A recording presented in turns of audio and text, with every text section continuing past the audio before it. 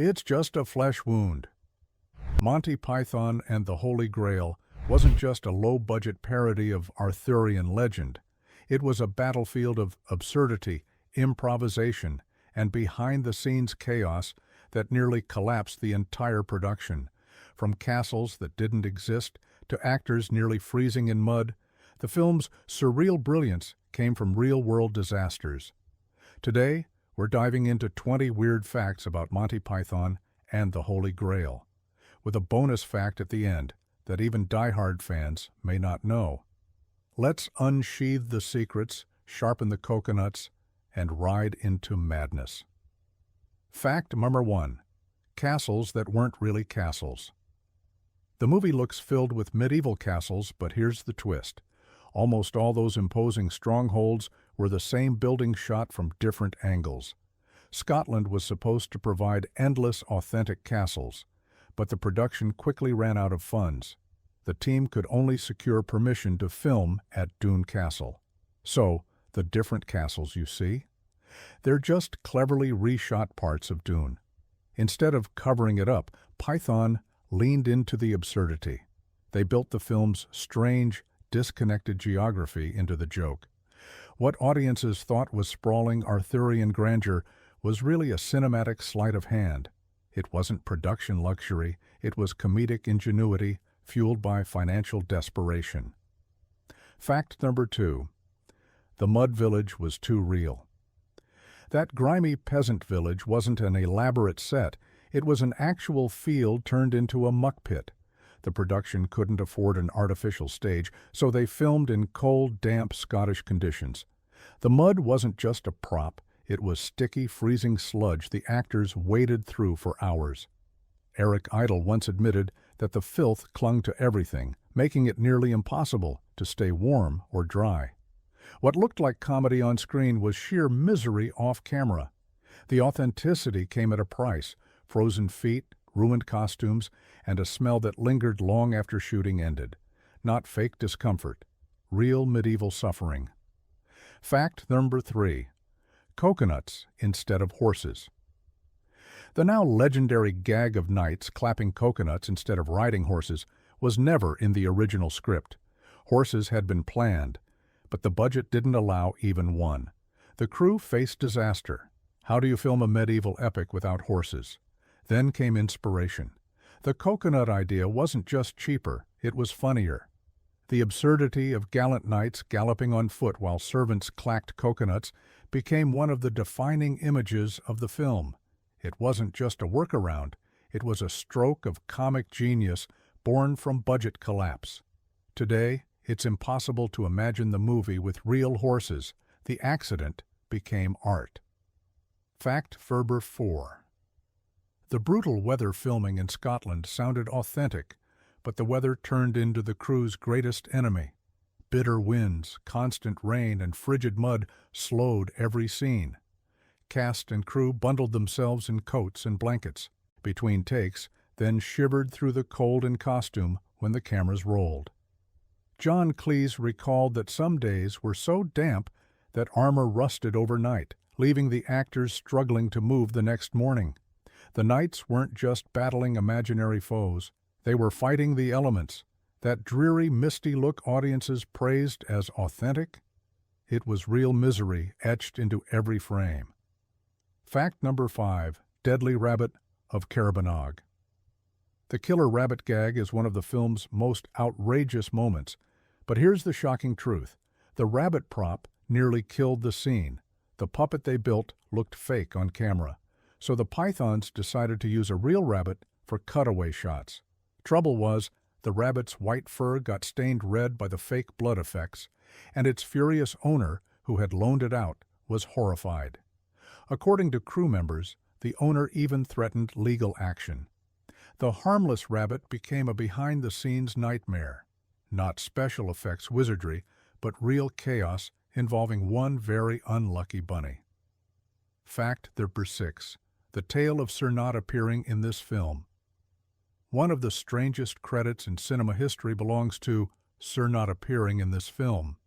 It wasn't just a throwaway gag, it was a sly production trick.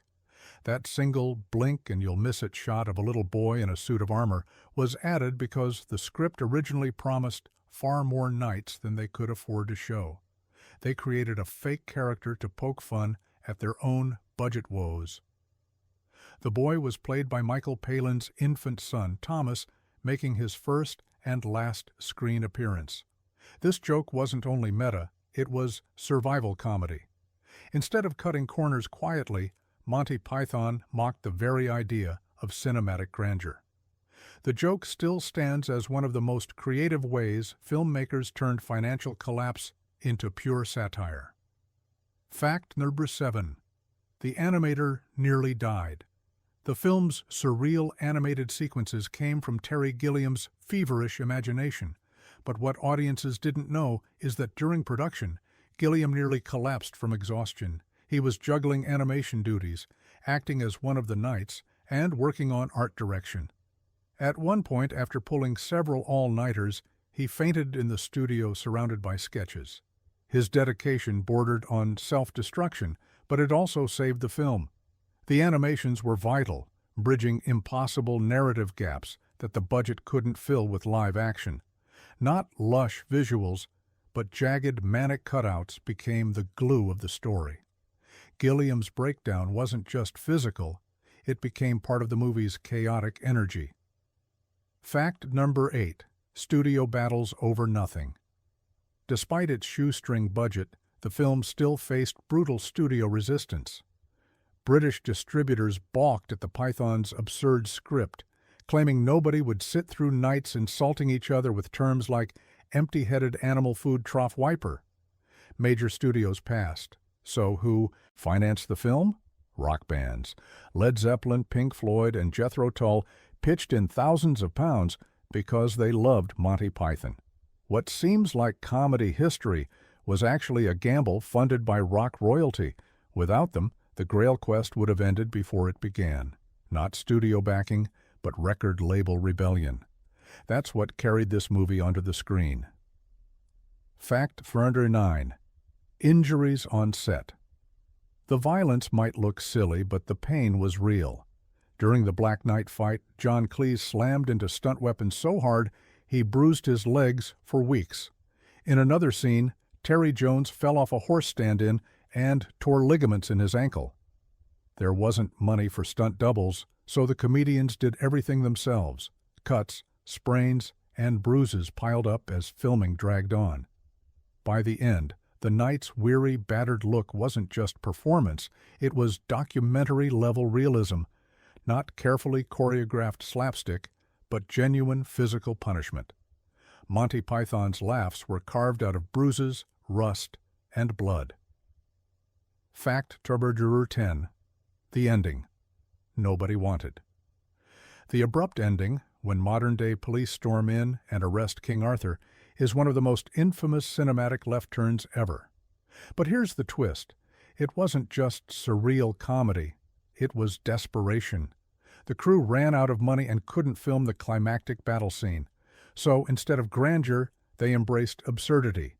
The ending came from the cheapest possible solution: stop the movie mid-action. At first, even some Pythons hated it, but over time, it became a symbol of their philosophy: when in doubt, subvert everything. What looked like bold artistic genius was really a last-minute collapse turned into comedy gold. Fact number 11. Chainmail made of wool. The armor that looks heavy and authentic on screen? It wasn't steel, it was knitted wool spray-painted to shimmer like metal. Real chainmail was far too expensive and far too heavy for the cast to endure during long shoots in the Scottish Highlands. Costume designer Hazel Pethig came up with the solution, crafting wool chainmail that fooled the camera but left the actors sweating miserably underneath. Michael Palin later admitted the outfits absorbed rain like sponges, making them weigh a ton anyway. The result was actors trudging around with drenched wool, dragging them down, giving an unintentional authenticity to the weary look of medieval knights. What seemed like clever costume design was, in practice, torture disguised as comedy. Fact number 12. Horses finally appear, sort of. While the entire film leans on coconuts instead of horses, a few horses do make it onto the screen. In the Swamp Castle wedding scene, you catch fleeting glimpses of them. Renting those animals was such a financial strain that they couldn't use them anywhere else.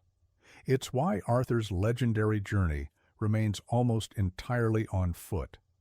By the time these shots were filmed, the horse joke had become such an iconic part of the narrative that actual horses looked out of place. Not triumphant steeds, but fleeting props, reminders of the production's impossible budget. The irony? The movie that lampooned knights without horses ended up remembered for never needing them at all.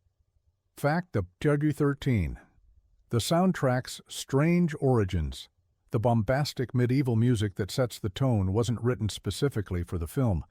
The Pythons couldn't afford to commission an original score, so they scoured a cheap music library. The grand orchestral sounds are actually stock tracks, publicly licensed music anyone could rent.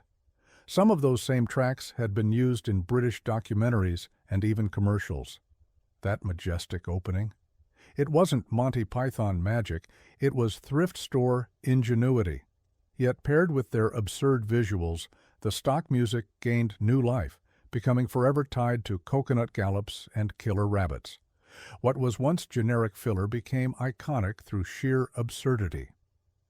Fact 14. Coconut chaos behind the scenes. The famous clapping coconuts that substitute for horses created their own logistical nightmare. Crew members were assigned to bang coconuts in sync with galloping knights, and keeping the rhythm consistent proved harder than expected. Sometimes the hooves came out of sync, forcing entire takes to be scrapped. In several shots, actors had to mime their gallop to a rhythm shouted from off-camera. The simplicity of the joke hid real behind-the-scenes frustration. It wasn't just a gag, it was a choreography challenge. Yet the final cut turned that awkward improvisation into one of cinema's most enduring comedic rhythms. Fact 15. Graham Chapman's secret struggle. Graham Chapman, who played King Arthur, delivered his lines with commanding authority. But off-camera, he was fighting his own demons. Chapman battled alcoholism during production, often arriving on set hungover or struggling to remember lines. Fellow castmates had to cover for him at times, improvising around his slips. Despite this, his performance came across as stern, regal, and utterly convincing, a straight man surrounded by absurdity. What audiences didn't realize was that the King of the Britons was waging his own private war. It wasn't just a battle against the French taunters or killer rabbits, it was Chapman's daily fight to stay upright and deliver. His perseverance gave the film its unlikely gravitas. Fact 16. No animals were safe. The rabbit wasn't the only animal mishap. In the Bridge of Death scene, the production needed a hawk to add atmosphere. The bird, hired from a local handler, refused to cooperate, often flying away mid-scene or landing on the wrong set piece. Each failed attempt wasted precious time, and the crew was too broke to afford a second bird. They improvised, cutting the hawk's screen time down to seconds. To make matters worse, other livestock brought to set, like chickens and goats, wandered off during takes, leaving animal wranglers scrambling. What looks like a carefully staged medieval world was actually chaos with creatures that didn't care about call sheets. Not trained beasts, but stubborn locals. Fact 17. Filming without permits. The movie's ragtag crew often didn't bother with proper film permits. Some sequences were shot guerrilla-style in the Scottish countryside. The Pythons later admitted they would sneak into fields or forests, roll camera, and hope nobody asked questions. Locals sometimes stumbled upon knights in armor shouting insults, thinking they'd interrupted a historical reenactment. The low budget forced them into rebellion. No permits, no paperwork, just cameras and chaos. Ironically, this outlaw approach mirrored the film's tone, irreverent, reckless, and anti-establishment. The Kingdom of Arthur wasn't built by Hollywood power. It was built by sneaking into muddy fields before someone noticed. Fact, Richard 18. Terry Gilliam's Power Struggle. Though all 6 Pythons were credited equally, Terry Gilliam and Terry Jones co-directed the film and constantly clashed. Gilliam pushed for artistic visuals, sweeping shots, strange angles, and painterly frames. Jones, more pragmatic, wanted speed and comedic timing. Their bickering often halted production. John Cleese once joked that the real war wasn't Arthur versus the French, but Gilliam versus Jones. The tension nearly split the group, but the compromise created a unique style, grim, grounded visuals clashing with surreal comedy. What could have been disaster became brilliance. Not harmony, but conflict forged the Holy Grail's strange identity. Fact number 19. Extras were just locals. With no money for professional extras, the production turned to Scottish locals. Farmers, students, and even children from nearby villages dressed up as peasants or soldiers. Many had never acted before. Some can be seen smirking at the camera, others forgetting their lines or missing cues. But this roughness added to the film's handmade charm. The peasants really were peasants, muddy, bewildered, and cold. When Arthur shouts at them, he isn't far from reality. It wasn't polished Hollywood illusion. It was everyday Scots thrown into cinematic absurdity, forever immortalized in one of the strangest epics ever filmed. Fact number 20. The lawsuit that changed everything. Decades after release, the film became entangled in a bitter lawsuit. Mark Forstater, the film's producer, sued the surviving Pythons over royalties from the stage spin-off Spamalot. He argued his contract entitled him to a larger share of profits. The case dragged the Monty Python name back into headlines, revealing decades-old contracts and financial squabbles. For a movie made on financial scraps, the irony was brutal. It spawned a global franchise worth millions, then tore old allies into courtroom opponents. The Holy Grail wasn't just a comedy. It became a battleground over money, legacy, and ownership. Bonus fact, the quest almost died before it began. The strangest truth? Monty Python and the Holy Grail was nearly abandoned entirely. In early planning stages, the BBC rejected the idea outright, calling it too silly to be made. With no studio backing, the Pythons considered dropping the project. It only survived because rock bands, Led Zeppelin, Pink Floyd, and Jethro Tull, invested their own money. Without rock and roll funding, there would be no coconuts, no killer rabbits, no knights who say, "Nee." What we know as a cornerstone of comedy nearly never existed at all. The Grail wasn't just a quest on screen, it was a miracle of persistence behind the scenes. Monty Python and the Holy Grail endures not because it looked grand, but because it embraced failure, poverty, and chaos, transforming them into surreal brilliance. The castles weren't real, the mud was. The laughs came from bruises, exhaustion, and last-minute miracles. And yet, out of broken budgets and clashing egos, came one of the most beloved comedies in history. If you enjoyed uncovering these wild secrets, don't forget to like, subscribe, and share. After all, it's only a model.